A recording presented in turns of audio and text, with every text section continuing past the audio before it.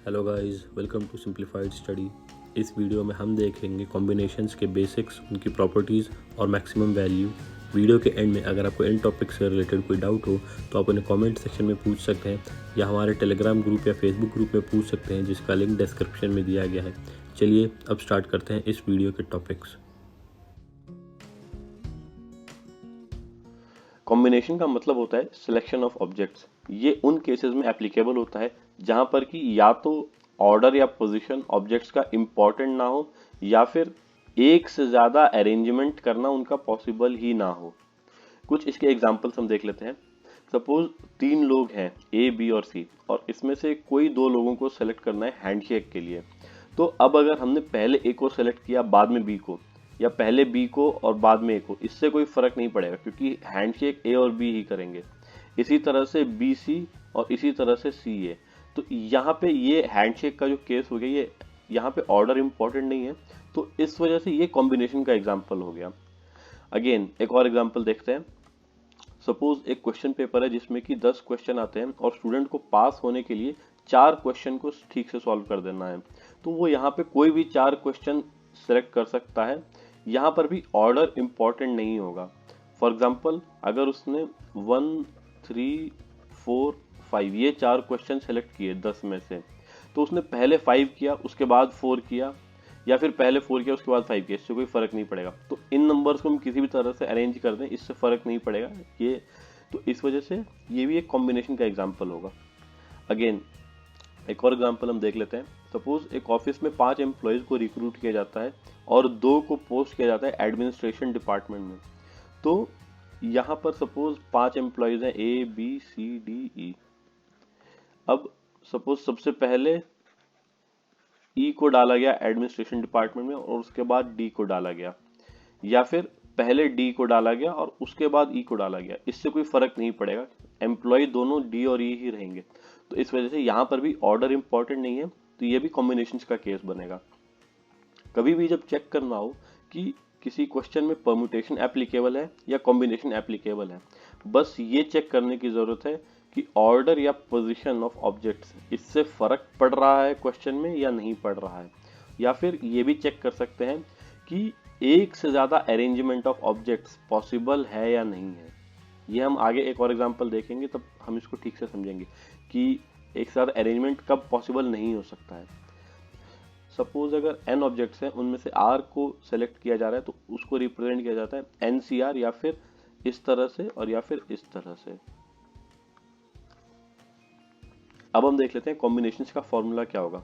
Suppose हमारे पास n objects हैं जिसमें से r ऑब्जेक्ट को हम सेलेक्ट करके अरेंज कर रहे हैं, तो ये परम्यूटेशंस का केस हो गया।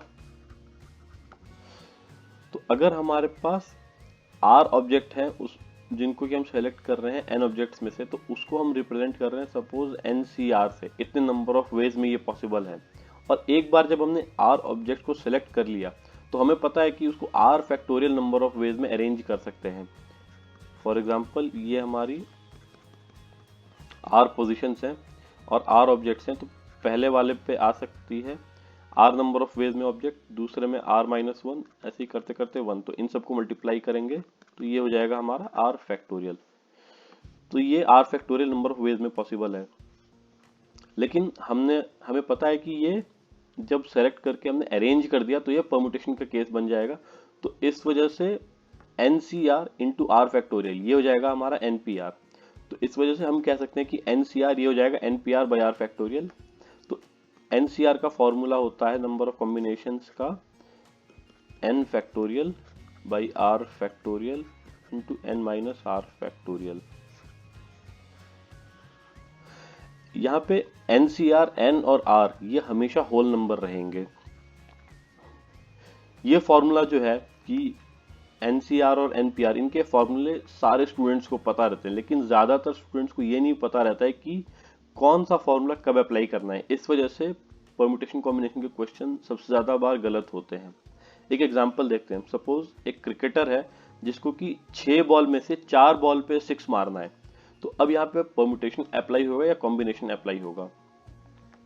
तो सपोज 6 बॉल है, 1, 2, 3, 4, 5 और 6। अब इसमें से ये फर्स्ट, थर्ड, 5th और 6th, इन 4 बॉल पे 6 मारता है क्रिकेटर, तो क्या ऐसा पॉसिबल है कि इसने पहले 6th बॉल पे 6 मार दिया उसके बाद 3rd पे 6 मारा? ऐसा पॉसिबल नहीं है। क्या ऐसा पॉसिबल है कि वो पहले 5th पे 6 मार दे और फिर 3rd पे मार दे? ऐसा भी पॉसिबल नहीं है। मतलब यहाँ पे सिर्फ यही पॉसिबल है कि वो पहले 1st पे मारेगा, फिर 3rd पे, फिर 5th पे और फिर 6th पे। मतलब बॉल्स इंक्रीजिंग ऑर्डर में ही जा सकती हैं। ये एक ही ऑर्डर पॉसिबल है। जहां पर भी एक से ज्यादा ऑर्डर पॉसिबल नहीं है वहां पर कॉम्बिनेशन अप्लाई होगा, परम्यूटेशन नहीं। तो 6 में से 4 बॉल को उसको सेलेक्ट करना है, तो ये इसके नंबर ऑफ वेज हो जाएंगे 6C4। तो क्वेश्चन सॉल्व करते टाइम हमेशा ये ध्यान रखना है कि क्या एक से ज्यादा वे पॉसिबल है या नहीं अरेंज करने के, और अगर एक से ज्यादा वे पॉसिबल है तो क्या उससे हमारे आंसर पे कोई फर्क पड़ रहा है या नहीं। अब हम देख लेते हैं कॉम्बिनेशंस की कुछ प्रॉपर्टीज। सबसे पहली प्रॉपर्टी है NCR, ये होता है इक्वल टू NC(n-r). सपोज हमारे पास n ऑब्जेक्ट्स हैं,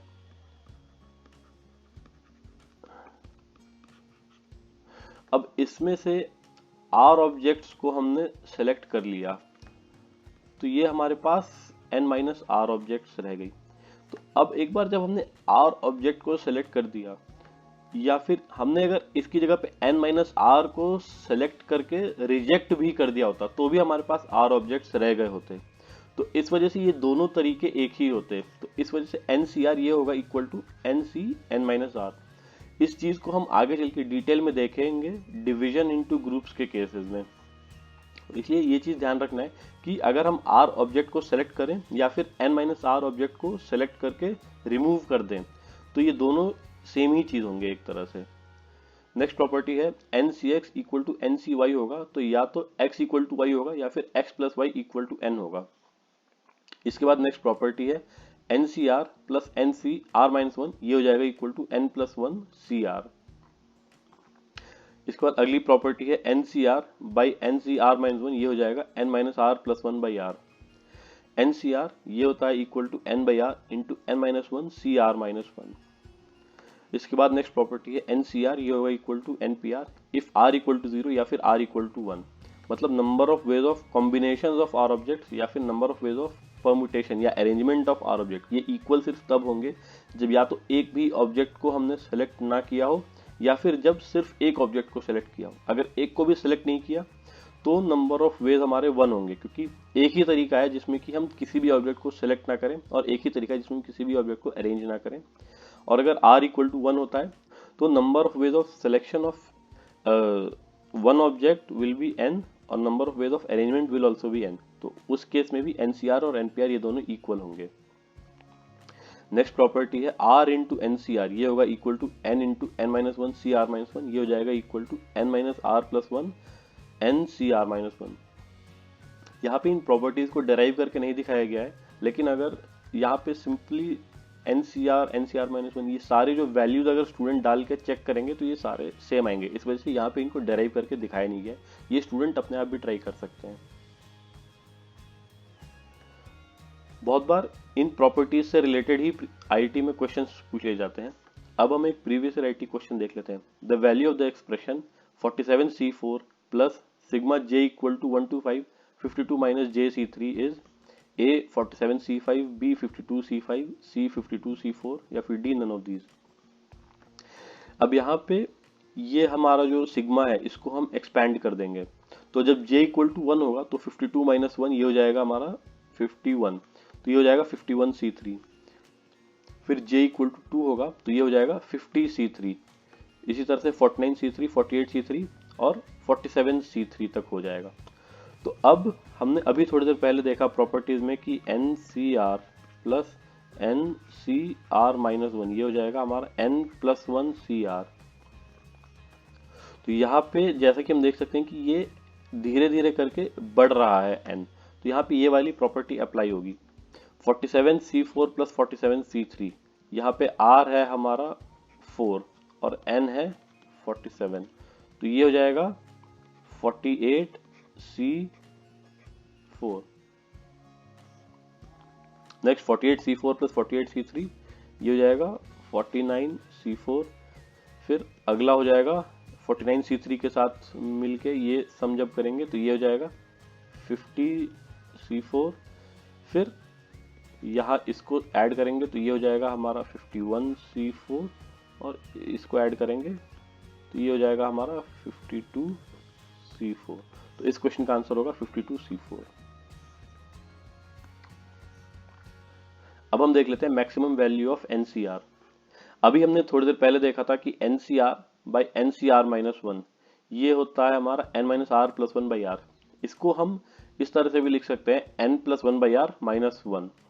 इसको हम कहेंगे मल्टीप्लिकेशन फैक्टर m। अब एक चीज यहाँ पे ध्यान देने की जरूरत है कि ये जो m है ये r जैसे जैसे बढ़ेगा इसकी वैल्यू डिक्रीज होगी और r की वैल्यू शुरू में 1 2 वगैरह होगी तो इनिशियली इसकी वैल्यू बहुत ज़्यादा होगी इस मल्टीप्लिकेशन फैक्टर की। ये असल में एक हाइपरबोलिक ग्राफ होगा m वर्सेस r का अगर हम ग्राफ बनाएंगे तो। एक चीज़ और यहाँ पे समझने की ज़रूरत है कि अगर मल्टीप्लिकेशन फैक्टर ग्रेटर देन 1 है तो फिर NCR बाई NCR माइनस 1 ये ग्रेटर देन 1 होगा।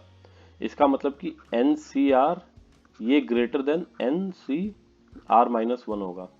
तो इसका मतलब कि R जब बढ़ेगा तो NCR की वैल्यू बढ़ेगी। तो जब तक मल्टीप्लिकेशन फैक्टर हमारा ग्रेटर देन 1 है तब तक NCR की वैल्यू बढ़ती रहेगी। इसी तरह से जैसे ही m हमारा लेस देन 1 हो जाएगा तो NCR की वैल्यू डिक्रीज होना शुरू हो जाएगी। तो हमें R की वो हाईएस्ट वैल्यू चाहिए जिसके लिए कि हमारा मल्टीप्लिकेशन फैक्टर ग्रेटर देन या इक्वल टू 1 रहे। तो ये हमारा m ये जब 1 से ऊपर जब तक रहेगा तब तक हमारा NCR बढ़ता रहेगा और जैसे ही ये इससे नीचे आ जाएगा 1 से नीचे आ जाएगा तो हमारा NCR डिक्रीज होना शुरू हो जाएगा। तो m greater than equal to 1 ये हम m की वैल्यू डालेंगे तो n plus 1 by R minus 1 greater than equal to 1 होगा। तो इसको हम इस तरह से भी लिख सकते हैं कि n plus 1 by 2 greater than equal to r। तो r जो है वो हमारा less than equal to n plus 1 by 2 होना चाहिए। तो उस केस में हमारा जो है ये मैक्सिमम वैल्यू ऑफ NCR हमें मिलेगा जो हाईएस्ट वैल्यू ऑफ R इसको सेटिस्फाई करेगी। अब अगर सपोज n हमारा इवन है n इक्वल टू 2m के फॉर्म में अगर हम लिखते हैं तो 2m plus 1 by 2 greater than equal to R। तो यानी कि R less than equal to m plus 1 by 2। तो जो ग्रेटेस्ट वैल्यू पॉसिबल है वो है हमारा m। तो m ग्रेटेस्ट वैल्यू हो गया इसका मतलब कि n बाई 2 हो गया वो। तो यहाँ पे हाईएस्ट वैल्यू ऑफ NCR तब होगा जब R equal to n by 2 होगा। इसी तरह से जब ये n ऑड होगा तो ग्रेटेस्ट वैल्यू ऑफ R होगा n प्लस 1 बाई 2। लेकिन यहाँ पे दो ग्रेटेस्ट वैल्यू होंगे। फॉर एग्जाम्पल R अगर हम ऑड लेते हैं 7 लेते हैं तो 7C3 और 7C4 ये दोनों इक्वल होंगे तो इस वजह से ये दोनों ही ग्रेटेस्ट वैल्यू होंगे। ऐसा इस वजह से होता है कि जब हम R equal to n plus 1 by 2 हमारा मल्टीप्लिकेशन फैक्टर इक्वल टू 1 हो जाएगा। तो इस वजह से ये दो केस होंगे जहां पर कि ये ग्रेटेस्ट वैल्यू देगा। तो R equal to n plus 1 by 2 और R equal to n minus 1 by 2 ये दोनों होंगे तब ये ग्रेटेस्ट वैल्यू देगा ऑड नंबर्स के लिए। नेक्स्ट वीडियो में हम देखेंगे रेस्ट्रिक्टेड कॉम्बिनेशंस। लेटेस्ट वीडियोस के लिए हमारे चैनल को सब्सक्राइब कीजिए। Thank you.